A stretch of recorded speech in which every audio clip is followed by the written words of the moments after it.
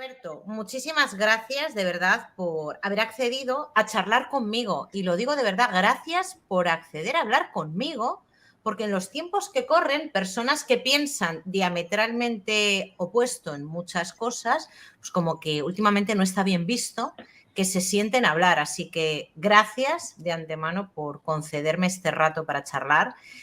He visto que tenemos más o menos la misma edad, o sea, somos más o menos de la misma época. Yo soy 3 años mayor que tú. Somos de la misma generación, así que yo creo que algunas cosas coincidiremos, ¿no? El que pensemos de manera diferente, que no nos cueste sentarnos a hablar.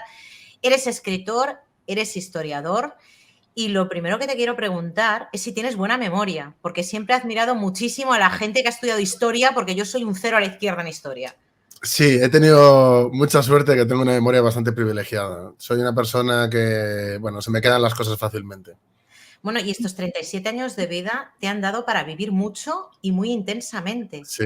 Has escrito varios libros y uno de los libros que has escrito tiene que ver con una vivencia en un centro penitenciario. El de historias de la cárcel, sí. ¿Cómo fue eso? Fueron unos meses, ¿verdad? Bueno, yo en primer lugar quiero decirlo primero, porque la gente si no prejuzga mucho. Yo estuve en la cárcel por un juicio que me montaron por ir a combatir contra el Estado, o sea, por luchar contra el Estado Islámico. O sea, no es por ser un ratero. Y sí, estuve 49 días, casi 2 meses, en aislamiento antiterrorista, FIES 3. Y bueno, pues fue una experiencia, no te lo voy a negar. Fue duro. Yo, bueno, siempre me considero una persona bastante dura también. Pero bueno, a mí me curtió. Es decir, la gente normalmente se hunde en esas circunstancias. Y bueno, yo de por sí ya antes siempre he sido, yo he currado mucho en la noche de seguridad, siempre he tenido, está vinculado mucho a las artes marciales, que curraba dando clases también.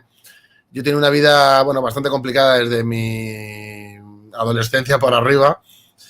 Y bueno, la cárcel fue un shock, claro, porque yo de repente estaba allí con tigres de Arcán, con albano-kosovares que se dedicaban a hacer butrones, con gente de la mafia italiana, con traficantes de armas colombianos, había yihadistas también, que no coincidí con ellos físicamente en el mismo patio, pero sí que tuve también historietas. Y bueno, allí estás 21 horas encerrado y 3 horas de patio. Si llueve estás 0 de patio y solo en la celda. Es una celda pequeña, entonces te come. Entonces, y pues digo yo, ¿qué fue más duro? ¿La espera antes de entrar o cuando ya estabas dentro? ¿Qué fue más agónico? Porque yo creo que es la espera de saber si te toca entrar o no. No. ¿No? No, porque yo, claro, yo cuando pasó yo daba por hecho, o sea, a mí o sea, no me sorprendió porque sabía que podía pasar, pero yo sabía que yo no había hecho nada realmente para estar. Dios mío, es que te entiendo tanto, Roberto. Claro, es que te entiendo tanto porque yo tengo un procedimiento penal ahora pendiente y yo me pongo en lo peor. Y digo, claro. es que le quiero preguntar por eso. Entonces me puse en lo peor y dije, voy a ir, claro, en plan, el jefe eres tú, vas a ir para adentro 100% hasta que, a ver qué pasa, hasta que se aclare el asunto y tú no te libras de ir a preventiva. Entonces yo ya lo di por hecho, yo ya pensaba que era en plan montaje de que me habían hecho algo de me van a mandar sí o sí y ya pues lo asumí. Entonces yo estuve muy entero en todo ese proceso porque yo daba por hecho 100% que me iba a pasar. Entonces cuando me llegó el policía me dijo que te vas para adentro, y dije, bueno, pues ¿qué le voy a hacer? Y luego allí fue duro porque no sabes mucho del exterior, porque yo tenía también las comunicaciones intervenidas. Entonces, ¿Dónde estuviste? ¿Dónde estuviste? yo estuve en 2 cárceles. Estuve en Soto del Real, que el primer periodo, porque te ponen 2 artículos distintos, ya de memoria no me acuerdo cuáles eran cuando entras, y en el primero, claro, conocía gente muy peculiar. Claro, de lo más variopinto. Sí, pero gente muy peculiar, de que era sobre todo gente de ETA, mafiosos. Estuve con un montón de gente de ETA, de jefes de artificieros, de jefes de internacional, o sea, estuve con un montón de esta gente allí metido.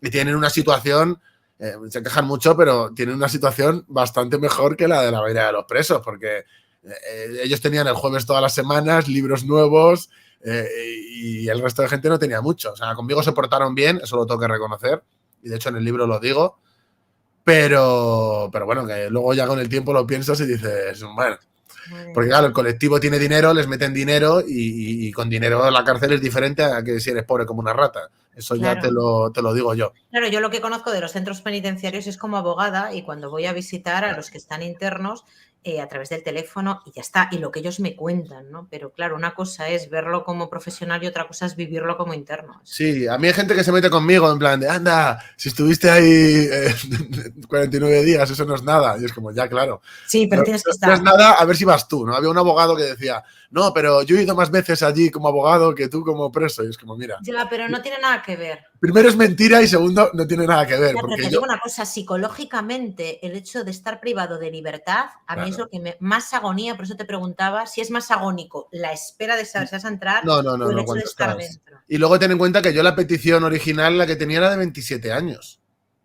Entonces, claro, tú estás ahí, no sabes qué va a pasar y te están pidiendo 27 años. Entonces, claro, Dios, sales es de duro, ancianito. Bueno, de es ancianito no, duro. pero en la mitad de la vida, madre Y mía. allí la gente cae en la drogadicción enseguida, tanto de ilegal como de legal, porque allí te pastillan. O sea, tú si al médico le pides lo que sea, el médico te lo da para que te estés tranquilo y te calles. Y a mí no me dejaron estudiar, porque yo me detuvieron en la semana de exámenes, que me estaba sacando la carrera por la UNED. Le dije a la mujer que quería hacer los exámenes y me dijo, no, no, es que ¿para qué quieres estudiar si eres un criminal? Y yo, si no estoy ni condenado. Bueno, pues Madre mía. no me dejaron presentarme y cuando salí luego lo recuperé todo en septiembre. Pero claro, yo no sabía nada, yo estaba ahí, no sabía nada de nada, estás todo el día comiéndote la cabeza, yo estuve una semana con un mono blanco, con un agujero en la entrepierna así, que me estaba pequeño además, no tenía ni mi ropa porque te la quitan y la llevan a Sí, sí, lavar. sí, sí, sí, sí, sí. No me metieron mochila ni nada porque en aislamiento no es tan fácil. Y estuve una semana así y yo veía a los del Estado Islámico que tenían hasta alfombra y gorrito para rezar y claro, me llevaban los demonios, ¿no? Hay Claro. mucha solidaridad de preso, de gente que se ayudan unos a otros. A mí me ayudó mucha gente estando allí y me enseñaron un poco al camino también para no caer en determinadas cosas. Y yo salí siendo un hombre, o sea, te cuento más cosas si quieres de la cárcel a que me preguntes, pero yo salí un hombre mucho más recto de allí. O sea, yo cuando salí, yo me sacaba la carrera por sacármela, en plan típico 2, 3 asignaturas al año, porque yo dejé de estudiar para ponerme a trabajar cuando era más joven. Y claro, de repente yo salí de allí y me saqué la carrera de Geografía e Historia, me saqué el máster, estoy haciendo el doctorado, empecé a escribir libros, que tengo un montón ya, pero empecé Sí, ahí. los he visto. Claro, luego yo tenía un problema en el hombro y me dijeron que antes de eso que dejara de entrenar, que tal. Salí, me puse a entrenar, estuve compitiendo en kickboxing y en K1. Es decir, hice más. Monté el frente, o sea, es que hice más desde que salí hasta ahora en productivo que en toda mi vida. Entonces yo salí muy... Aprendes a relativizar, claro. Claro, no, y salí muy disciplinado porque yo allí en la cárcel me levantaba 1 hora. Entrenaba 4 horas al día. Yo salí en mejor forma que en toda mi vida de allí. Salí delgado porque allí no se come bien, pero salí en la mejor forma física de mi vida. Leía, bueno, leía 6, 7, 8 horas al día. Me preparaba un montón de textos. O sea, jamás he aprendido tanto de forma tan intensiva como allí. ¿Qué pasa? Que cuando salí, todo eso bueno que saqué, lo apliqué a mi vida. Entonces no he parado de mejorar, pero porque claro, aplico una ética y un estilo del trabajo pues muy diferente. El estoicismo, las bondades de los centros penitenciarios. Yo he pensado que si finalmente yo tengo que ingresar en un centro penitenciario, me dedicaría a escribir un libro. Eso sí, la ansiedad me lo permite. ¿Tú tienes algún tipo de secuela psicológica que te haya dejado haber estado en prisión? No, es que te digo que yo he tenido una vida complicada. Entonces, bueno, pues te afecta. Al principio, pues no te voy a engañar. Yo al principio estaba muy irascible cuando salí. Hay cosas que incluso se me han quedado a ver, cosas de tonterías. Pero, por ejemplo, tú comes conmigo y has comido antes de yo ir a la cárcel y como 17 veces más rápido. Y es porque allí o comía rápido o no comía, porque te ponen la bandeja, van repartiendo en la galería y cuando terminan pasan a recogerla. Entonces el primer día me lo dejé todo encima de la mesa y me lo comí como pude, porque dije, mira, Claro. por esto que no comer. Pero, y de hecho me he relajado ya, pero comía como... Luego el tema de las distancias, por ejemplo, dirás, menuda tontería. La gente que se ha tirado 20 años no quiero pensar cómo lo afectará, pero ahí me soltaron de repente en Gran Vía nada más salir. Y claro, yo veía el fondo y es que en la cárcel lo más lejos que podía mirar era o al cielo, que no vale, o en el patio, que eran nada, ni 10 metros. En Soto, que en Extremadura era más pequeño. Entonces, claro, es como joder, puedo ver a lo lejos, ¿no? Y es como una sensación de paz que te da. Y eso, por ejemplo, yo voy a sitios que son paisajes así como muy... Me quedo embobado mirando porque digo que... Y eso mira que ha pasado tiempo, ¿eh? Pero te da como sensación. Salí muy irascible, o sea, muy... A ver, yo siempre he sido una persona con carácter, tampoco lo voy a negar, pero salí como muy agresivo, la verdad. Y como muy de enfados y de así de explosivos. Y me costó tiempo quitármelo, la verdad. También te lo Con digo, pero rencor, con rencor. sí. En la presentación he dicho que eres historiador y que, vamos, has escrito libros, que eres escritor también, pero se me ha olvidado lo más importante y por lo que te traigo al canal, que eres el presidente de un partido político que has fundado tú. Sí. Y la primera pregunta que te voy a hacer, que la pensaba cuando me dijiste que sí, no me creía que me hubieras dicho que sí, digo, ay, qué bien, no me puedo creer que se vaya a sentar conmigo. Digo que sí a todo el mundo, ¿eh? O sea, yo soy Bueno, muy pero a mí abierto. me hacía muchísima ilusión. Digo, bueno, pues me ha dicho que sí. Le voy a preguntar, ¿a ti te cuesta definirte en los tiempos que corren como una persona de izquierdas? Bueno, es que esa es la cosa. Yo reniego de ser de izquierdas. O sea, yo creo que lo de la izquierda y la derecha es un timo que solo sirve para engañar a la gente a día de hoy. Y creo que defienden, a mí me da igual que esté el PSOE que el PP, mi vida no cambia. Yo creo que defienden prácticamente lo mismo. Sé que en esto que voy a decir ahora no estamos de acuerdo, pero creo que Vox y Podemos, aunque no defiendan exactamente lo mismo, creo que hacen el mismo papel, o por lo menos de apoyo a tal. Y creo que es una de las estrategias que ha matado a Podemos, va a matar a Sumar, y Vox depende de lo que haga, porque sí que es verdad que estoy viendo cambios, o le puede ir muy bien o le puede pasar igual que a estos grupos, porque ser el mini yo de algo más grande solo te lleva a que en cuanto dejas de ser útil, pues se hace voto útil y te destruyen. Entonces... Sí, pero al margen de los partidos políticos que tenemos hoy en No, día, de la ideología también. Creo te que desmarcas de la ideología de izquierdas, pero sí. te desmarcas ahora o cuando tenías 20 años, 30 años, te posicionabas en la izquierda y hoy en día, por lo que está pasando, dirías que no eres de izquierdas. Es Es que decir, lo que está pasando, mira, te voy a decir, lo que está pasando, tú lo has visto mucho más tarde que yo, porque yo lo he visto desde dentro. Es decir, la explosión de todo esto, la gente la conoce a partir de 2000 que ha ido degenerando más, pero dentro de lo que es los movimientos, por lo menos de la extrema radical, que es de donde vengo yo, esto lleva muchos años ya imponiéndose, ¿no? Y pasando el rodillo. Y yo esto lo viví desde dentro y yo siempre he tenido mucho rechazo a estas cosas. Cuando empezó a venir, por ejemplo, el lenguaje inclusivo, yo me acuerdo de asambleas, te estoy hablando de 2009, 2010, o sea, hace bastante tiempo, y ya venía eso, ¿no? Y yo me reía y decía, ¿esto cómo se va a imponer aquí? Qué ridículo, ¿no? Y mira ahora.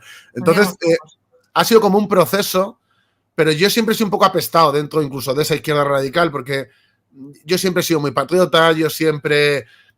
Hay ciertas cosas que a mí de la sociedad moderna pues no me convencen y siempre hemos tenido problemas, el grupo del que yo estoy, cuando hemos ido evolucionando, que hemos ido evolucionando como grupo también, siempre hemos sido un poco los apestados, pero claro, con el tiempo ya llega un momento, nosotros pasamos de hablar de recuperar, de hecho tengo un libro que es Cómo reconstruir la izquierda revolucionaria, hemos pasado de eso a renegar absolutamente y decir que hay que reconstruir un movimiento popular, un movimiento obrero, revolucionario, etcétera, pero el tema de la izquierda y la derecha, nosotros ya renegamos totalmente de ello. Y en mis últimos libros se puede ver que vamos, que no es que reniegue, sino que confronto, de que no... Mira, durante toda tu trayectoria estudiantil y académica estuviste dentro de movimientos de extrema izquierda. Siempre, sí. ¿Cuál es tu intrahistoria? ¿A qué se debe que te hayas encantado por eso? Seguramente tenga que ver mucho con la infancia que has tenido. ¿Has sido Puede ser. ¿Te has criado entre políticos, movimiento, o sea, en tu familia han sido muy políticos? No mucho. Eran los típicos demócratas, quizás un poco conservadores, pero de no meterse en nada. O sea, a nivel de abuelos, de gente ya de la época de la guerra, y etcétera, ahí sí, pero mis padres para nada y en mi familia no eran gente muy política. Yo, sinceramente, empecé a politizar cuando empecé a leer historia y bueno, cuando eres más joven, pues muchas veces te dejas llevar por radicalismos. Pero bueno, yo siempre he sido una persona que he tenido muy clara, ¿no? El tema de la transformación, el tema de la lucha obrera, ese tipo de cosas siempre me han atraído. Entonces, pues yo me fui acercando a organizaciones que he pasado por muchas y bueno, luego me he ido desencantando, pero me llamaba la atención, ¿no? Porque a nivel de fraseología sí que es verdad que mantienen todavía incluso, sobre todo las más radicales, las grandes ya no, pero sí que mantienen todavía algo de obrerismo, aunque sea de palabra. Entonces, pues bueno, a jóvenes confusos, que es lo que tiene la juventud, pues los atrae. Entonces, pues yo luego he sido un hombre muy como de acción toda mi vida y he perdido muchos años de mi vida haciendo el tonto y jugándome la libertad y la salud y por cosas que en realidad es lo que defiende Amazon ahora mismo, o lo que defiende Netflix o lo que defiende gente así. Entonces, claro, yo he evolucionado y a la vez reniego de eso, ¿no? Porque hay mucha gente que dice, no, es la evolución, no reniego. No, yo sí reniego. Y creo que he perdido mucho el tiempo, incluso he tenido confrontaciones con mucha gente, que ahora lo veo con el tiempo y digo, he perdido mucho tiempo. O sea, me ha ayudado a ser como soy ahora, eso sí que lo tengo que admitir, es decir, las condiciones son las que hacen a la persona, pero yo me arrepiento bastante, sobre todo del tiempo perdido en la época universitaria, que bueno, ya en esa época yo me dedicaba, incluso antes, en la época del instituto, yo me dedicaba a confrontar ya y me odiaban, he tenido hasta juicios con ellos porque me han denunciado, con toda esta gente que ahora son los que llevan toda la historia de la izquierda, es decir, Errejón. ¿Te refieres que dentro de la propia convivencia que tenías con gente de extrema izquierda tenías tus... Sí, nuestro grupo tenía muchos conflictos con todos, es lo que te he dicho, que nosotros éramos como un poco los apestados ahí. Pero, por ejemplo, con el grupo de Errejón, lo que era el colectivo 1984, todo eso que fue el germen de luego Contrapoder y luego todo lo demás, nosotros con esa gente hemos tenido 50.000 conflictos desde el principio. Con la gente en la facultad, yo he ido a clase con Raquel Huerta, que es diputada, he ido a clase con Rita Maestre, he tenido 1000 peleas con Urbán, que no sé, con lo mayor que es, no sé qué hacía. Ahora lo pienso y digo, este hombre casi puede ser mi padre y estaba con nosotros en las asambleas. Bueno, pues estaba Urbán, estaba Iglesias, con Monedero tuve también 1000 historias allí en las asambleas, nosotros nos dedicábamos a reventarle las cosas a ellos, siempre estábamos confrontando con ellos. Entonces, bueno, es que los conozco desde que eran chavales ellos también. Claro. O sea, ellos son más mayores que yo la mayoría, las chicas justo no, pero los tíos sí son todos más mayores y los conozco a todos de esa época. Y luego a los que no conocía por la universidad en sí, yo estaba en la OJC en su momento, es uno de los grupos por los que pasé, he pasado por muchos, te lo puedo asegurar. Y claro, ahí conocí a Irene Montero, ahí conocí a Juan Manuel del Olmo, ahí conocí a Rafa Mayoral, es que yo los conozco a todos desde hace 20 años, más de 20 años. Y claro, yo he visto su evolución, o sea, yo veo a Irene Montero ahora. La diferencia que tienes tú de la universidad, yo estudié Derecho en León, en la época del no a la guerra, ¿sabes? Y yo era de las que no estaba nada politizada, pero en mi facultad, pese a ser la facultad de Derecho, que no estamos hablando de la de Filosofía y Letras, ni la de Historia, había muchísima gente de izquierdas, muchísima. Había asentamientos, de hecho, en aquel momento en la universidad.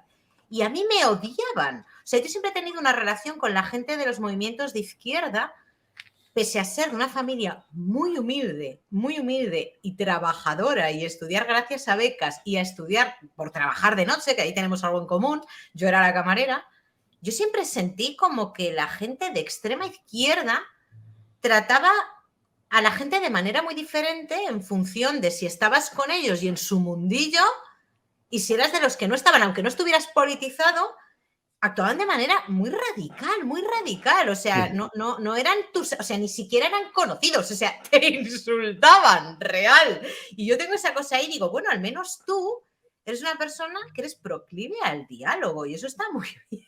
Sí, pero... Porque hay gente como que se ha quedado ahí. Sí, sí. Yo de todas maneras, yo sí he de decir una cosa. Yo, a diferencia de mucha de esta gente, nunca he sido un abusón y nunca he ido a atacar a gente débil ni a, por lo que dices tú, de increpar a gente que no tiene... Yo eso no lo he hecho nunca. O sea, yo cuando confrontaba... ¿verdad? No me sí, hombre, claro. Sí, que sí, pero es que a mí... O sea, yo confrontaba con ellos también. Pero también te digo que lo que era la derecha radical de esa época también era distinta, porque... En mi facultad no había... Vale, pues en la mía no había, pero estaban en la de Derecho y en otros sitios. Y en Ciudad Universitaria había un montón de grescas siempre y nosotros íbamos a Ciudad Universitaria también. O sea, bueno, no sé allí, pero por lo menos en León yo no vi a nadie de ningún movimiento de extrema derecha. Siempre en León puede ser, pero en Ciudad Universitaria había muchas peleas, muchas peleas de... ¿Quién ganaba? Pues depende, eso no es... O sea, yo creo que no hubo una victoria decisiva porque no... La derecha en mi época no tenía realmente fuerza estudiantil, era más de matonismo Claro. Entonces, bueno, De destrozar el mobiliario urbano y de hacer yo creo pintadas. que depende. O sea, si eran peleas de pequeños grupos, yo creo que lo solían ganar los nazis, sinceramente. Sí. Y si eran peleas que eran más de grupos más amplios, como eran muchos más los de las asambleas y tenían más presión y más apoyo de decanos y demás, solían ganar los otros. Entonces yo creo que yo lo dejaría un poco en empate esa época, la verdad. Yo es que tengo la sensación, después de ver el movimiento que se generó en la calle, en la Plaza Mayor, y de aquellos polvos estos lodos, o como se diga el refrán, que siempre lo digo mal, llegaron a la política Podemos, ¿no? Y tengo la sensación, por la vivencia que yo tuve en la universidad, de que no hay una propuesta política real, que sigue basándose en soflamas que se van repitiendo desde la época universitaria hasta tenerlos en el gobierno, sin ninguna propuesta política más allá de eslóganes. Yo no sé si tú tienes esa sensación. O sea, eso es la sensación que puede dar desde fuera, pero yo creo que no es así. Yo creo que hacen todo eslóganes porque en realidad están siguiendo una moda que no han diseñado ellos. Yo creo que la ideología actual, la woke, es como una moda que viene de Estados Unidos Sí, y hay claro. una serie de imposiciones que vienen de allí que aquí, para hacerlo moda, pues efectivamente, es rollo panfletario y no tiene profundidad. Pero en realidad la ideología que están importando en sí tiene más profundidad. Lo que pasa es que lo convierten en una moda. Y entonces, pues las modas son clichés, es estética, es actuar de determinada manera, decir una serie de cosas. Yo te pongo un ejemplo, influencers de izquierda actual, que ahora están haciendo superproyectos de ahora. Yo pongo ahora mismo a cualquiera y cojo a dos aleatorios y empiezo a ver la posición que tienen sobre cualquier cosa, todos dicen lo mismo, hasta las mismas palabras, hasta los mismos gestos, es que hacen todos lo mismo, pero porque siguen la moda. Y es una cosa que no ha diseñado Pablo Iglesias, es una cosa que viene de otros sitios y que ellos, pues lo aceptan. Han pasado de estar hablando todo el rato de la lucha contra el imperialismo americano, que no sé qué, y yo ahora de repente veo que es que ellos son los que defienden todo lo que viene de allí. Y me parece ridículo, y los cambios que hacen, porque hay cambios que son como giros de guión, de que defienden una cosa y de repente Sí, hacen sí, sí, ¡fua! sí. Pegan un Sí, volantazo y hacen otra cosa, ¿no? Y la moda ahora ha cambiado. Pero claro, ha cambiado porque lo han cambiado en otro sitio y ahora desde el progresismo, que es el pensamiento único, porque ellos hablan todo el rato de fascismo, de no, el fascismo es el totalitarismo y el pensamiento único. ¿Y el suyo qué es? claro, lo mismo, lo Si es que hay mismo. unos dogmas que tienes que seguir. Y si no los sigues, eres fascista. A mí me llaman fascista Claro, eso es constantemente. lo que te iba a decir. A ti te llaman fascista igual que llaman a los de Vox fascistas y yo creo que yo no sé cuál es tu opinión, pero yo creo que en esta sociedad, en la nuestra, en España, y me voy a poner en primer lugar porque yo de historia soy un cero a la izquierda, conozco lo básico, creo que hace falta mucha pedagogía política. Yo no sé si tú opinas lo mismo. Sí, sí que opino lo mismo. Y además es que el problema este de lo de todo el fascismo, que es lo que vivimos ahora con la corrección política, veo que hay parte de la derecha, porque luego creo que hay otra que actúa de forma muy inteligente, pero hay parte de la derecha que les sigue el juego y hace lo mismo. Intenta copiar el rollo de la derecha norteamericana. Y están con lo del todo es comunismo y los otros con lo del todo es fascismo. Y llegamos a un momento en lo que todo es ignorancia. Porque es Claro, que esa es la si todo es sensación que yo comunismo y todo es fascismo, entonces no hay nada que sea comunista ni que sea fascista, porque todo es todo. tengo. Y yo veo que lo que hay sobre todo es mucha ignorancia y que lo que se fomenta, a pesar de que hay como mucha sobreinformación de cosas o desinformación, creo que lo que se fomenta es que la gente sea ignorante y no tenga capacidad crítica. A mí me pasa a veces de que doy mi opinión sobre una cosa que no es lo típico que la gente se espera que diga una persona de determinada ideología, ¿no? Y de repente empieza un montón de gente, ¡oh! Tú antes me gustabas, me has fallado, ya, como si yo fuera el Papa con la Biblia en plan diciendo San Mateo 14. Es que eso me pasa a mí, por ejemplo, yo lo he dicho abiertamente porque me parece también, no sé, que deberíamos de tener un poco de dejar de tener miedo, ¿no? Sobre todo a la hora de expresar nuestras opiniones y nuestras ideas. Yo dije abiertamente que había votado a Vox. Yo no había votado en mi vida, porque hay una parte del programa que me lo he leído, con la que estoy de acuerdo. Otra parte que para mí es muy conservadora, no me representa para nada. Lo dije y hay veces pues que yo en el canal comento alguna noticia y soy crítica con este partido. Entonces la gente es como, Claro. te has equivocado. Digo, no, no me he equivocado. Pienso así. Yo que te llevo siguiendo desde hace un tiempo he visto que hay gente que te llama fascista y que te llama facha a ti, porque tú dices abiertamente que eres una persona patriótica. Y es como que la forma, lo que tú defiendes, es como que es antagónico al hecho de ser patriota. Digo, ¿pero por qué? ¿Por Pero qué? es que ¿Por qué nos tenemos que meter en un cajón a la hora de pensar? efectivamente. Y aparte te voy a decir otra cosa. Si nos metiéramos en ese cajón, que es lo que a mí me enfada de mucha de esta gente que me dice fascista y ya está, es el hecho de que tienen un desconocimiento de lo que incluso ha sido la izquierda, el movimiento obrero, el movimiento comunista o lo que ellos quieran. Yo siempre pongo ejemplos de la Revolución Rusa, por ejemplo, que puede gustarte o no, pero para desmontar esto es fantástico. O, por ejemplo, de aquí del PC de antes de la Guerra Civil. Es que esa gente se consideraban patriotas revolucionarios, es que ellos eran patriotas, estaban todo el día con España en la boca y diciendo que había que salvar a España.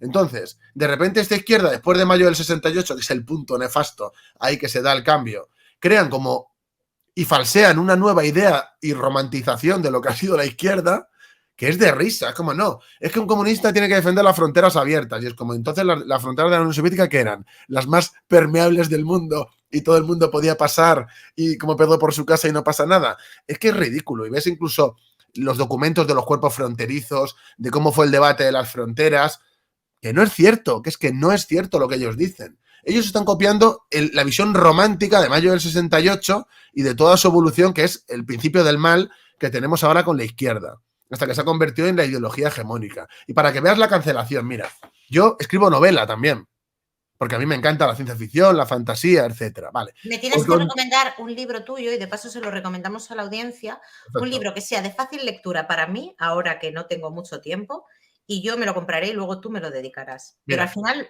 recuérdalo para que lo recomiendes el libro. De los Pero lo que te digo, que escribí una novela de ciencia ficción, ¿no? Que es una novela sobre, a ver, es del futuro, pero es como de críticas de la sociedad de ahora, ¿vale? Pues ¿te puedes creer que es en lo que más odio he tenido por parte de los progres?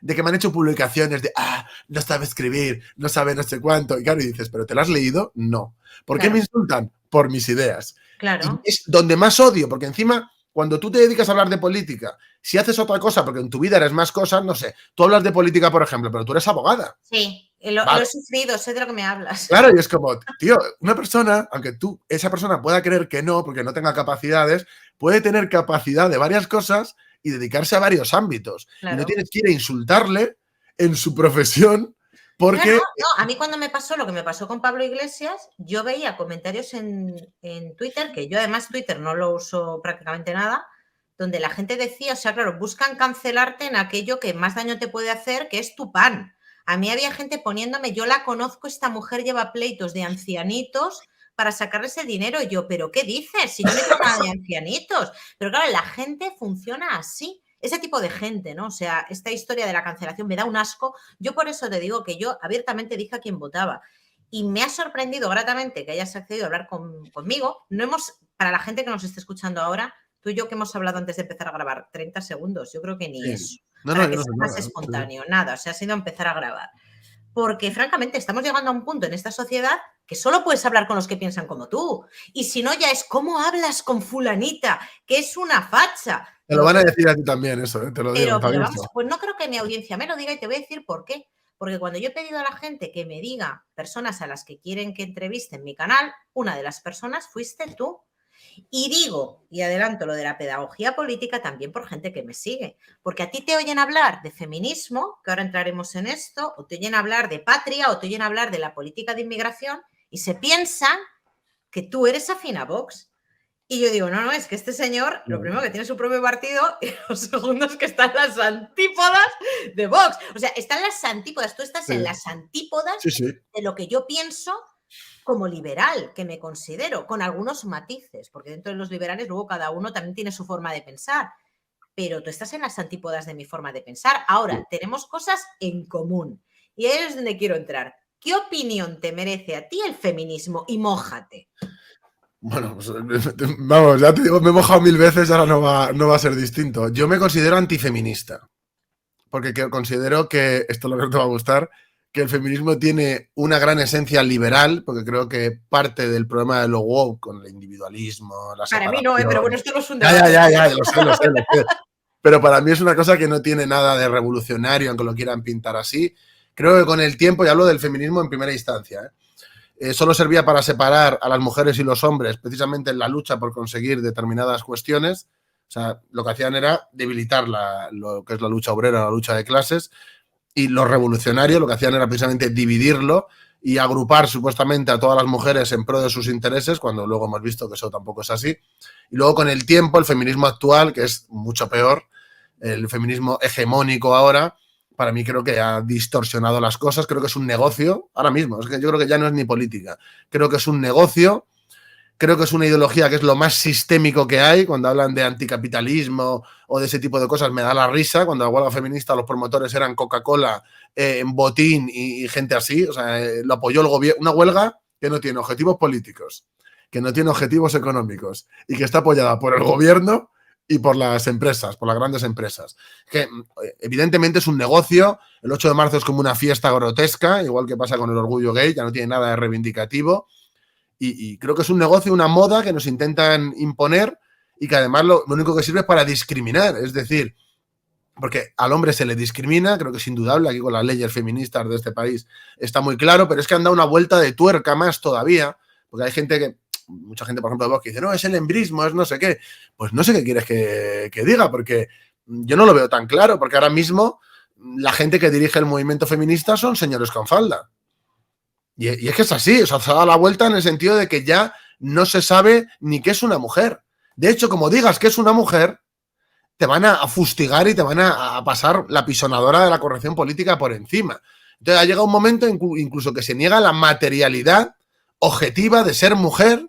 La gente habla de sujetos o personas gestantes, o sea, cuando es que ser madre de la maternidad, etcétera, es lo más natural y es algo que es adjunto a la mujer. O sea, puede haber excepciones de gente que tiene problemas, pero no es lo general. No es lo general. Y yo que soy una persona muy familiar, yo que quiero tener hijos, claro, yo todo este tipo de cosas las veo y me parecen, vas a perdonarme que diga la palabra, pero me parecen aberrantes, me parece algo decadente, el feminismo, algo degenerado en extremo. El tema de lo del adoctrinamiento de niños ya me parece demencial. El tema de lo de las denuncias falsas, el Me Too y todo esto me parece de sociedad enferma. Porque luego a gente, lo vemos con María Sevilla, le ponen ahí vamos, le ayudan al principio, las denuncias, el juicio, orden de alejamiento, criminalización por todas partes, y luego a mujeres que las están pegando y que de verdad están teniendo problemas graves, se lava todo el mundo las manos y la terminan matando y no pasa nada, y luego sí pasa que hacen la coreografía, no les ha importado nada en ningún momento, pero cuando está muerta vamos a hacer una buena propaganda para justificar todo lo que hacemos. Y a mí eso me parece demencial. Entonces yo siempre he sido antifeminista, siempre que he escrito sobre ello siempre ha sido desde el desprecio y desde la contradicción, y sé que es una cosa que es polémica y que me suelen crucificar mucho por ello, pero es que a mí me da igual. O sea, a mí yo no hago esto por quedar bien con nadie. ¿Qué piensas de lo del beso de Rubiales? Tengo que hacerte la pregunta. Pues es que con todos los abusos que ha habido sexuales, incluso dentro de la federación, con problemas graves, con problemas de mafia, de llevarse la copa no sé dónde, de lucrarse, de conversar, o sea, con todo lo que, por ejemplo, lo que ha hecho Rubiales, habría 1000 motivos para echarle, pero es que este me parece el más tonto. Y luego, además, es que yo he visto las imágenes, en el vestuario, he visto cuando ella decía que no pasa nada, en plan que se notaba que era mutuo, o sea, una cosa que además es una tontería, o sea, cuando la gente dice, no, el abuso sexual, y es como, tío, la gente que ha sufrido abuso sexual de verdad, y me han escrito varias amigas mías que han sufrido acoso sexual de verdad en su trabajo, estaban indignadas, en plan de, Es pero que eso no te me pasó a coña, mí. ojalá mi acosador solo me hubiera hecho eso y se acaba ahí. O sea, Y a los ojos de todo ridículo. el mundo y un pico de unos segundos. Luego todo el mundo subiéndose al barco, a los que no se suben al barco son de Vox, inmediatamente, Claro. son de Vox, Sí, sí. y es algo verdaderamente patético. Vi a gente que son referentes para los adolescentes, por ejemplo, la cantante esta que me parece lo más repulsivo a nivel de Lola mensaje que pueda Índigo. haber, Lola Índigo, la veo, y empieza a dar el meeting con las pruebas que hay. Sí, sí, eso lo vi yo. Digo, ¿qué pruebas? Y yo, ¿qué pruebas? ¿Qué pruebas? Esto lo único que pruebas es que no tienes ni idea de lo que hablas y que te lo ha pero es escrito que un asesor. de que lo puso Rubiales en Twitter, que lo comentaba ahí en el canal, una parte de una serie que se llamaba Merlí, donde hacía un experimento una profesora con 2 carpetas, una roja y otra verde, y entraba un alumno tarde, después de haber pactado con el resto que estaba en la clase, de que si alguien llegaba tarde, todos iban a responder que la carpeta verde era roja, y llegaban y todos decían que era roja, y él, cuando le tocaba responder, en lugar de decir que era verde, por la presión ambiental, dijo que era roja. Yo estoy alucinando, yo no sé si a ti te pasó, pero yo llegué a tener ansiedad cuando salió el vídeo de ella en el autobús, y la gente, los periodistas decían, esto solo corrobora lo que ella dijo. Y yo, es todo lo contrario. Sí, claro, digo yo, digo, pero si lo estamos viendo todos, tú no notas, a ver, que somos más o menos de la misma edad. Yo o me estoy volviendo loca, o a ti no te da la impresión de que nosotros, aun con nuestras diferencias, que yo creo que no son tantas, pese a que tú estuvieras en tus grupos de izquierdas y yo estuviera en mi mundo, pero nada, yo política cero, o sea, ni votaba ni nada, pero yo trabajaba de noche y tú que estás en la puerta de los locales, yo ponía copas y yo tengo la sensación de que en mi época, te hablo del año 2005, 2004, 2006, éramos más libres. Sí, o sea, quiero decir, a la hora de relacionarnos, mucho más. en mi grupo había lesbianas, había homosexuales, había travestis que se vestían de chico, sabíamos lo que era la transexualidad. No, o sea, de hecho, hasta yo recuerdo que en algún momento alguien que a lo mejor hiciera una salida de tono hacia alguien que fuera homosexual, le defendíamos entre todos, no había, no sé, los hombres, si alguien se pasaba con una chica, actuaban en defensa de la chica. Sí, Eso siempre. lo viviste igual que yo, Sí, ¿no? claro, sí, sí. Y ahora ¿qué coño está pasando? O sea, yo me La alegro. distopía. Pero yo me alegro de la juventud que viví. Yo O sea, también. me alegro. O sea, qué mala suerte tienen los chavales de hoy en día. Que no sepan lo que es eso. Y quería decir otra cosa de lo de Rubiales, si me permites, de que Claro. las más canceladoras, las más feministas, de oh, qué horrible es esto. Luego han salido vídeos, y Ciar Castro, por ejemplo, Sí. que ha estado de fustigadora suprema, sale, no un pico mutuo en plan que está la chica agarrando, no, sale agarrando al presentador así, el Anabel hombre en plan Alonso. de Anabel quiero morir. Alonso. ¿No era Y Anabel Alonso? no, hay dos. Está Anabel Alonso, al cocinero. Sí, a la Pero de luego hay uno de Iciar Castro que parece que le hace un amarre, pero vamos, de que no se suelta, y le mete un morreo que está el chico haciendo así, en plan de, ¿qué pasa? Que dices, ¿y tú vas a decir que eso es acoso? Y ese simple hecho de que una mujer, por lo visto, sí puede acosar, pero un hombre no. Es lo que digo de que tenemos Pero una... qué mujer, cuidado, qué mujer. además, Mira, yo te voy a decir una cosa, en muy mi de época las feministas así de estas radicales eran las que no se comían un colín. Y era como en plan, ahora en venganza no se va a comer un colín nadie. Esto lo ha dicho Franco Esta y es verdad. En mi época era así. O sea, la más chunga que no se comía un colín era la que le molestaban los piropos. Digo, pues a ti no te han hecho un piropo en tu vida. ¿Qué me estás contando? No es nada igualitario. Y es que es una cosa que se está viendo cada vez más, de que si eres tía te puedes permitir determinadas cosas, incluso para entrar a alguien, para ligar, lo que sea. Y si eres tío, pues es que hay que tener mucho cuidado, ¿eh? Hay que tener Es que mucho nos cuidado. vamos a extinguir. Nos ¿No? vamos a Y extinguir. luego la típica tía que saca en plan requisitos, que ahora está muy de moda. Sí, sí. Requisitos para ser mi novio. Y es como... Y la tía menos es mal un que no orco. cumplo ninguno. No, pero menos escucha, mal. la tía es un orco y dice requisitos para tener un novio de 10, ¿no? Y que tenga dinero y que no sé qué. Digo, pero esta tía, ¿en qué mundo vive? ¿En qué mundo vive? ¿Tú crees que llegará un momento, no sé, que los hombres y las mujeres, lo digo totalmente en serio, vamos encaminados a este mundo en el que hombres y mujeres ya no tengan relaciones estables con vocación de permanencia? Porque las relaciones que yo veo de gente joven, lo digo totalmente en serio, no lo digo en broma, las relaciones que yo veo de gente joven son relaciones demasiado superficiales y Líquidas. controladas de lo que va a pasar después de una conversación en Tinder. Y lo que vivimos tú y yo cuando éramos jóvenes, de conozco una chica, la invito, la chica se deja seducir, que esto yo creo que nos gusta a todas. O sea, da igual lo feminista que seas, creo que esto nos gusta a todas, como que ya no se lleva. Llegará un momento en el que nos extingamos realmente. A ver, la sociedad cada vez es más líquida en todo y en las relaciones igual. Y lo que se fomenta es la hipersexualidad, el consumo continuo, mientras más mejor, con la aplicación es más fácil, una detrás de otra, poliamor, estoy con 40 a la vez. Y lo que se fomenta es eso. Y parece que tener una relación estable de años, bien, tener familia, hijos, es un crimen. De hecho, yo cuando digo que quiero tener hijos pronto, a mí la gente, de verdad, hay gente que me insulta. Y es como, Dios. ¿pero cómo me vas a insultar por querer tener una familia? ¿Cómo un comunista va a querer tener una familia? Lo Es como, mejor de la vida. Yo tengo un bebé de 1 mes y medio, es lo mejor de la vida, te lo juro.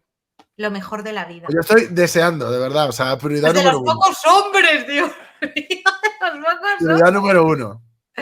Mira, por cambiar un poco de tema del feminismo, ¿qué es lo que opinas de la situación que tenemos ahora mismo con Cataluña? ¿Cuál es tu posición política con respecto a Cataluña, desde tu partido? Es una situación complicada porque se han hecho muy mal las cosas. Yo justo cuando pegó toda la eclosión del proceso, me fui a Barcelona a vivir. Estuve allí 4 años y viví todo esto desde allí, ¿no? Además, nosotros hicimos campaña en contra del referéndum en la calle, que tenemos problemas constantemente con gente de los CDRs y con otra gente que acabábamos literalmente a palos. A mí en Cataluña cuando voy me atacan los actos. O sea, nosotros allí tenemos una posición muy beligerante. Cuando hacemos las cosas nos intentan echar al grito de fuera españoles. O sea, fíjate si tienen cosas para insultarme. Me gritan fuera españoles. De hecho, la última vez que fui a presentar el libro de inmigración, me hicieron pintadas por todo el centro de Gora Eta. Hay que ser corto. Y vinieron luego en masa a gritarme fuera españoles. No queremos españoles aquí, ¿no? Eran los de las CUP, obviamente, y sus perros de presa. Y nosotros hemos confrontado desde el principio allí, pero creo que la confrontación tiene que ser más social y política, sin miedo a confrontar a los independentistas, que allí hay un pavor, es decir, allí enseguida tienes 100 tíos en la puerta de donde sea presionándote y se ha normalizado, la gente lo ve como algo normal. O que haya un grupo de abuelos que se dedica a cortar la meridiana todos los días y yo con el coche no pueda pasar y me tenga que esperar a que dejen de hacer el payaso para hacer eso. Y encima te tiran cosas al coche si hace falta, algún tarado, te hacen cosas así, si te bajas del coche la policía te detiene a ti y te increpa a ti. O sea, porque van mandados por los políticos de allí. Entonces hay una situación en la cual hay como mucho conchabeo entre lo que es la autoridad y lo que son este tipo de movimientos que van de antisistema, pero no sufragados, pero sí muy apoyados por la Generalitat, etcétera, ¿no? Y los usa. Yo creo que lo que hizo Rajoy fue lo peor que pudo pasar porque fue una fábrica de hacer independentistas. Es decir, hubo muchísima gente que lo entendió como un ataque a lo catalán y eso hay que separarlo porque lo catalán es parte de lo español y no hay que regalárselo a Puigdemont y a esta gente. Es decir, ellos con su racismo, su elitismo, lo despectivo de los charnegos y todo eso, pero en España hay mucho sentimiento español. Yo entrenaba en un equipo de competición en Hospitalet y la gente con la que yo me relacionaba era muy española, pero muy española de verdad, incluso más españoles que los que de sentimiento que los que hay en mi barrio, aquí en Leganés. Y yo creo que allí hay como mucho miedo, ¿no? Yo creo que si hubiera un referéndum de verdad montado por el Estado, o sea, un referéndum no controlado por los independentistas, yo creo que serían claramente derrotados, ¿no? Y es que veo que hay mucho miedo, ¿no? Hay mucho ¿Crees que son miedo. minoría? ¿Crees que ¿El son qué? minoría? ¿Crees que Sí, son minoría? creo que lo que tienen es dinero. Creo que lo que tienen es dinero y que es lo primero que habría que cortar, ¿no? Porque la ley electoral les beneficia y consiguen dinero a mansalva. Y son un grupo que a nivel de España no es tan grande y está sobre representado y sobrefinanciado. Y yo cuando he vivido allí, yo he visto mucho sentimiento español, te lo digo de verdad. Tú vas a las grandes ciudades, de hecho es que en Barcelona ganaba Ciudadanos, que es el Ya, ya. epicentro del mal. En otros sitios pasa igual, lo que pasa es que hay miedo porque no se confronta. Yo creo que el día que se confronte social y políticamente con ellos, va a haber mucho revuelo al principio, pero luego va a salir que la gente está harta, porque, no sé, es que hay mucha gente en Cataluña, primero, que es de origen que no, o sea, son catalanes, pero son de origen de Andalucía y de otros sitios, y toda esa gente no siente ese nacionalismo ni nada por el estilo. En los pueblos cerrados es verdad que sí que hay más. Fíjate que yo tengo otra sensación de que la gente que más ha fomentado ese nacionalismo son precisamente aquellos que sus orígenes no son Cataluña. Pues yo creo que son los portavoces, en plan que cogen a un rufián de turno y a gente así les dan poder y muestran en plan, no, qué integradores somos. Pero yo, por ejemplo, cuando en Hospitalet estábamos pegando carteles de no votes, a mí me pitaban los de los autobuses, los de los camiones, di que sí, no votis. Cuando hacían lo de las caceroladas en Hospitalet ni se hacían, porque la gente les abucheaba. Me paraban los Mossos y me decían, ah, no votis, bien, bien, y se iban. O sea, yo de verdad, en Tarrasa, en un montón de sitios donde hacíamos campaña agresiva, entre comillas, en el sentido de llamativa, de confrontar, de la gente aplaudiéndonos, ¿eh? Gente normal, en plan de... Yo no sé si tú notas la misma contradicción que noto yo con el tema de Cataluña. Yo por lo menos lo veo así. Por una parte ellos me refiero a los que están fomentando todo este movimiento independentista, están a favor de las políticas de inmigración, es decir, de fronteras abiertas, Sí, y por otra parte se aferran al terruño que consideran como sí. propio cuando jamás, y esto lo sabes tú mejor que yo, corrígeme si me equivoco, Cataluña nunca fue una nación independiente. Quieren devaluar lo español allí. Ya han apostado también, igual que Bildu, por mientras más inmigrantes mejor. Claro, es que yo he tenido una conversación con alguien que se considera independentista, fuera de cámaras, es un conocido, se considera independentista, y yo digo, claro, es que a mí lo que me estáis vendiendo es un antiespañolismo, no un independentismo como tal, porque me Sí, resulta muy contradictorio que por otra parte tú estés defendiendo una política de fronteras abiertas, que es lo que sí, defiende la izquierda de Cataluña. O sí, sea, sí. tú estás Bueno, la a izquierda, favor o sea, de que entren inmigrantes en España en una situación irregular, y por otra parte estás defendiendo algo de España como un terruño propio. Es como el sí. conservadurismo, el nacionalismo llegado a la máxima expresión, y luego por otra parte te importa un pepino que esto sea ancha es Castilla para todo el mundo. Y de hecho te digo, Puyol hace no tanto, que también ha salido en la foto con Puigdemont, o sea, eso que está defenestrado, bueno. Puyol hace no tanto dijo que la inmigración, que era un problema ya, que ahora era todavía asumible, pero que en un futuro iba a dejar de serlo. O sea, vamos a ver cómo evoluciona Junts con el tema de la inmigración masiva, ¿eh? Que lo mismo pegan un cambio de volante, porque se están dando cuenta, y esto te lo digo yo, de pasear por colegios de sitios y no ver un catalán o un español.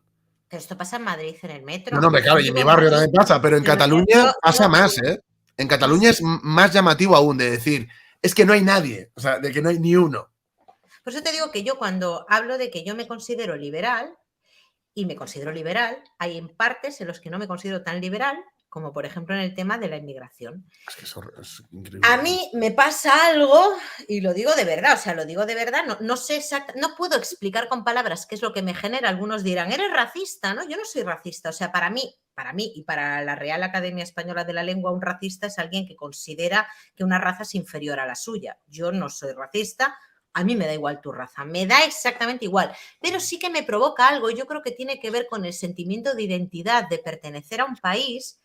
Y para algunos será una estupidez porque pertenece a un sentimiento, no a algo de la razón. Te hablo por si te pasa lo mismo. Yo cuando voy a Madrid, las pocas veces que me monto en el metro, siento que no estoy en mi país. ¿Sabes? Es una sensación que me produce tristeza, pero no porque considere que el resto es menos que yo o porque no quiero que estén aquí, pero siento que ya hemos perdido esa identidad como país, o por lo menos que estamos a piques de perderla. Sí, es verdad.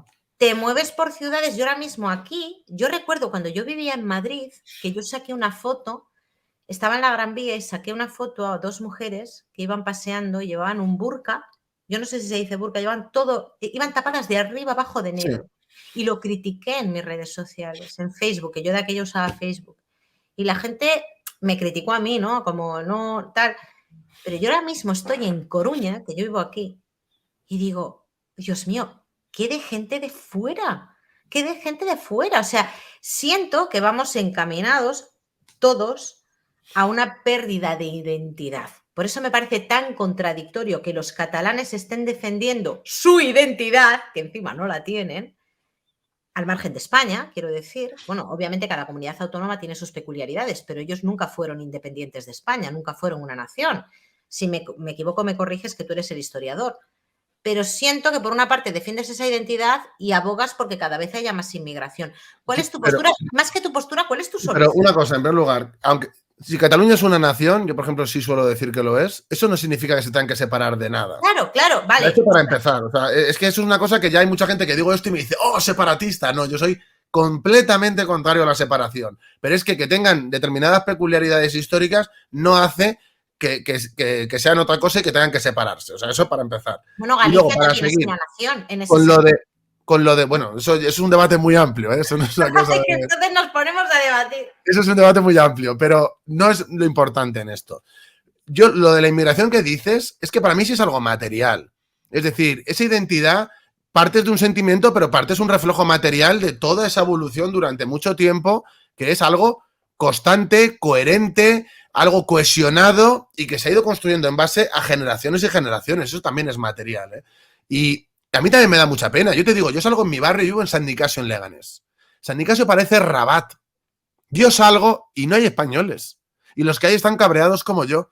Y no es una cuestión de racismo. Es decir, si ahora mismo en la mitad de Marruecos casi todo el mundo fuera blanco y en los colegios todos fueran blancos y ellos vieran eso, dirían que han vuelto al colonialismo y que es el imperialismo. Nosotros no tenemos por qué aguantar nuestra desaparición. Y hay mucha gente que está aquí que mira, es muy doloroso decirlo, lo que sea, pero hay gente que se tendrá que ir, porque hemos permitido que venga mucha más gente de la que el país pueda asimilar. Y la gente dice, eso es racismo, no, es que hay guetos, es que hay gente que vive separada de la sociedad. Entonces, si viven separados de la sociedad es porque no hay capacidad de integrarlos, ni de asimilarlos. Y eso no es racismo, yo no me creo mejor que ellos. Pero igual que ellos tienen su cultura y defienden sus cosas, yo también tengo amor y respeto a mi cultura y mis cosas. Y no tengo por qué aguantar que mi país se convierta en un sitio como Marsella. Y van a pasar cosas muy graves porque estamos a esto de que se empiece a liar. Porque no es normal. Con el tema de la criminalidad, con el tema del islamismo. Y la respuesta de la izquierda es el negacionismo. No, es que son todos racistas y fascistas. Cuando gane Le Pen en Francia, que va a ganar, entonces dirán que es por el discurso. No, amigos. La gente no gana el poder en un país por un discurso. Lo ganan por condiciones materiales concretas en las que se sustenta ese discurso. Y la gente me llamará lo que quiera, pero es que es la realidad. ¿Por qué? En los países africanos es súper patriota y revolucionario defender tu país frente a las imposiciones de Occidente. ¿Y por qué en España, que ya me contarás qué imperialismo tenemos ahora, tenemos que aguantar que hagan lo que quieran y encima no podemos ni protestar? ¿Por qué tengo que aguantar que mi novia no pueda salir a la calle a partir de cierta hora en mi barrio y la tengo que acompañar siempre a todos sitios? ¿Por qué? ¿Por qué tengo que aguantar eso en mi país? Cuando eso no era así cuando yo tenía 20 años. Es que no es normal. Incluso la policía, mira, de tanto que... Por ejemplo, no, es que la policía en España es racista. Mira, en mi barrio siempre están detrás de un grupo de marroquíes que están todo el día robando. Todo el día robando. ¿Van a por ellos porque son marroquíes? No, van a por ellos porque están robando y son los que roban. Igual que lo veo yo, lo ve el patrullero de la policía. Y el policía es el malo ahí. Pues siento discernir, no es verdad. Y hay gente que viene aquí que no trabaja, que no es productiva, que se dedica al mangoneo, que se dedica a vivir de ayudas y esa gente no tiene que estar aquí. Es como lo de las nacionalidades, ¿no? Sí. Si estás aquí 10 años puedes tener la nacionalidad. ¡Mentira! Si no tienes la cultura española y estás asimilado a nuestra cultura, no deberías de tener la nacionalidad. Puedes vivir aquí con un visado, pero una persona que se siente de fuera, que funciona aparte de nuestra sociedad, que tiene choque cultural total con nosotros. ¿Cómo le vas a dar la nacionalidad? Y sus hijos, si se han criado aparte de la sociedad y no se sienten españoles, no tienen nuestra cultura ni intención, esa gente tampoco habría que darle el DNI. Y yo digo esto y la gente, ¡oh, nazi! No, es que la cultura española es algo más que te den un documento. Yo cuando fui a renovar el pasaporte, que me fui a Albania de viaje, el chico que había delante era un pakistaní que no hablaba español. Y le decía a la mujer, ¿y cómo lo ha conseguido? Iba a renovarlo. Y lo consiguen porque hay alguien que le hace un papelito de que es analfabeto y que no puede hacer el examen de cultura y el de idioma. Ese tío no es español. Que viva aquí con el visado, no hay ningún problema. ¿Por qué esa obsesión por dar la nacionalidad? Para que la gente no sepa la verdad. Como dice el INE, el 13,1% de personas que hay en España es inmigrante. ¿Quién se cree eso? Si el 17,3% han nacido fuera. ¿Quién cree en su sano juicio que hay un 13,1% de inmigración en España? Si vienes a mi barrio y es que más de la mitad de la gente o la mitad de la gente son de Marruecos. Es que no es creíble. Y la gente, no, es que Vox sube por el discurso. No, sube porque es el único que habla del tema. Y mira que a mí me parece que se quedan muy cortos en el tema de la inmigración y que no lo enfocan bien. Pero por lo menos hablan del tema. Yo cuando hablo aquí con Manolo, el de la ferretería, que iba al lado de mi casa, por lo menos yo hablo del mismo idioma que él. Entonces, ¿por qué pasa? Pues ese tío votó antes a Vox y luego a nosotros. ¿Por qué? Porque por lo menos hablamos de los problemas que tiene. Y no le decimos, no, es que eres fascista y un opresor porque eres blanco y heterosexual. ¿Y estarías a favor de una inmigración controlada? ¿O hombre, pero vamos, controlada y disminuida, porque te digo una cosa. Ahí no quiero llegar, disminuida. No, controlada no es solo que vengan legal, es disminuir. ¿Por qué? Porque el año pasado vinieron más de 500.000 legalmente, más lo que viene ilegal. Estamos hablando de que van a venir 500.000 inmigrantes al año. Tú imagínate durante 10 o 15 años, ¿qué tenemos cuando pasen 15 años? Otro país distinto. Pero no distinto de que evoluciona en el tiempo, que eso es normal. No lo mismo España en los 70 que ahora, pero se mantiene una esencia. Pero es que lo que va a haber es otra cosa. Entonces tiene que venir menos gente, porque no hay capacidad de asimilarlo. Y lo que hay que fomentar es que la gente tenga hijos y que esos hijos se críen en la cultura que tenemos aquí. Y no en la cultura wow, que es lo que está viniendo, y es eso lo que sustituye a la mayoría de gente, que lo que da es desarraigados y luego islamistas. Y los desarraigados, cuidado, que hay mucha gente que se apellida Pérez en mi barrio, que se carga el pelo para parecer dominicano y van de pandilleros y hablan como si fueran dominicanos. Que yo los veo y me dan ganas de, no sé, no voy a decir aquí de lo que me dan ganas, claro, pero es que eso pasa. Y yo hay a uno que le digo, tío, te apellidas Muñoz, se lo dije un día, le cogí así y le dije, te apellidas Muñoz, ¿qué haces yendo de pandillero? Y el tío, déjame, yo hago lo que quiero. Y yo, tú eres tonto, de verdad. ¿Y qué haces hablando así? Las mujeres españolas de toda la vida que se han criado en Cáceres o, yo qué sé, en Barcelona y ahora van con burka, ¿qué me estás contando? Eso es otra cosa que se está poniendo de moda en redes. Sí. Que se echan un novio marroquí bastante fundamentalista. O ningún novio marroquí, que yo también las conozco, que ningún novio Pero marroquí. menos, yo creo, ¿eh? Yo creo que menos, ¿eh? ¿Y qué Pero haces? sí que eso es de locos, que es de locos. Nada, Eso es otra cosa que también me dicen que soy el más nazi del mundo. De hecho, yo creo que soy el único que públicamente dice estas cosas. Yo estoy en contra de la islamización de España. No me parece bien. España no es un país musulmán y no debe de serlo.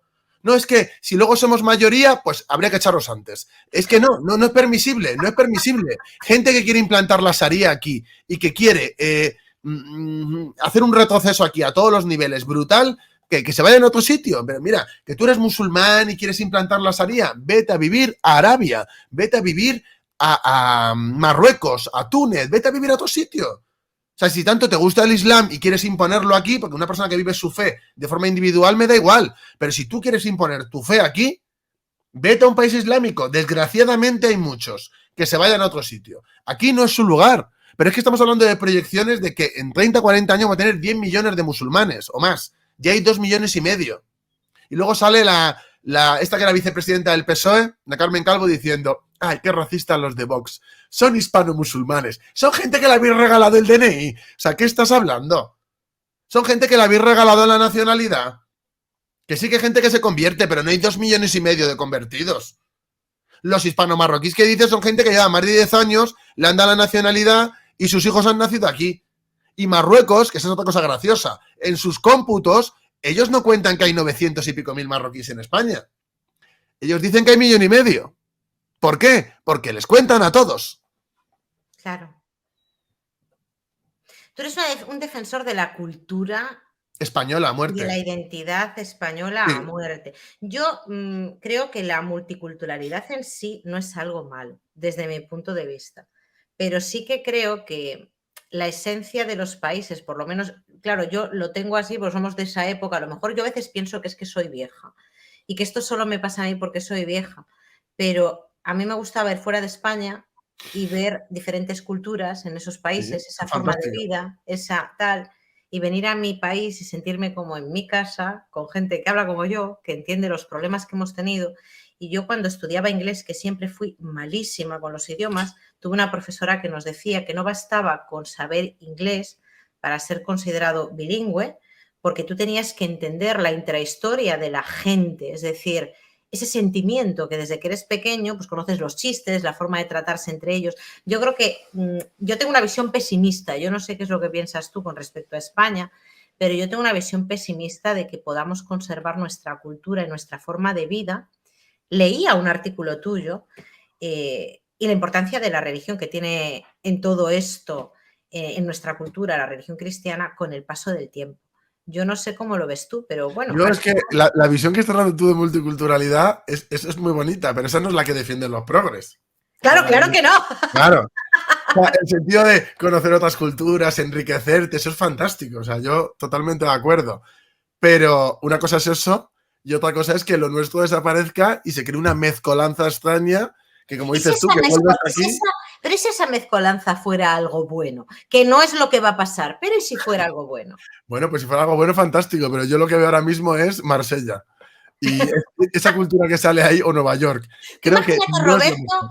yo no sé si tienes pareja, pero tú imagínate que de Sí. repente conoces a una chica que es de Marruecos, te enamoras de esa chica y entonces tus hijos son mitad de Marruecos y mitad españoles. ¿Qué habría de malo en todo eso? Tú les Nada, pero podrías hablar de tu cultura, si se de las desarrollan aquí, culturalmente haría porque fueran españoles, aunque tengan cosas de su cultura, etcétera, que me parece fantástico, pero intentaría que culturalmente fueran de aquí y que no fueran unos parias de ni un sitio ni en otro. Que eso es lo que pasa mucho aquí también. De no, yo no soy ni de aquí ni de allí. Esa mentalidad no es muy positiva ni para él ni para la sociedad. A mí lo que me parece triste es cuando gente que tiene la nacionalidad española, pero que no han crecido aquí, o que han crecido aquí, pero que, vamos, que al final no tienen ese sentimiento español, solo utilizan la carta de soy nacional español cuando les conviene, pero ahora de la verdad nos la clavan por la espalda, ¿no? Yo muchas veces pienso en el ejército que tenemos y digo, uff, qué miedo el ejército. ¿Cuántos de los soldados son españoles?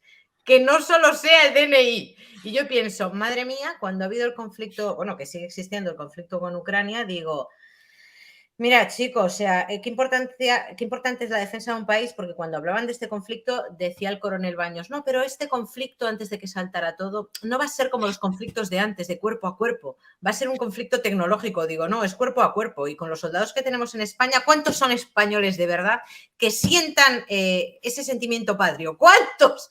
¿Cuántos? No sé si seremos muchos, no sé. No sé a lo que nos vamos A mí, por lo que me dicen, sigue siendo mayoritario, ¿eh? Sí. Bueno, las fuerzas y cuerpos de seguridad del Estado siempre han sido muy fachas. Bueno, yo creo que esos son clichés, ¿eh? Yo creo que ya no están así.